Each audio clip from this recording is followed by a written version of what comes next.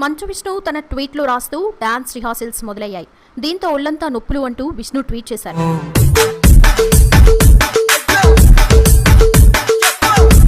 మంచు విష్ణు తన ట్వీట్లో రాస్తూ dance rehearsals మొదలయ్యాయి. దీంతో ఒళ్లంతా నొప్పులు అంటూ విష్ణు ట్వీట్ చేశారు.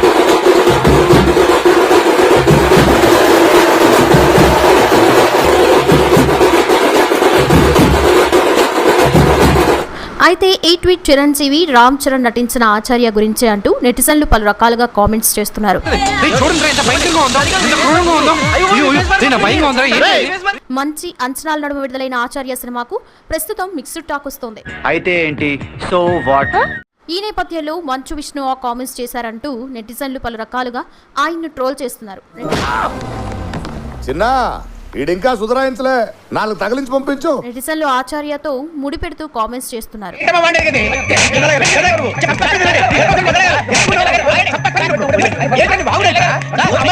మంచు విష్ణు ఈ మధ్య సోషల్ మీడియాలో ట్రెండ్ అవుతున్నారు.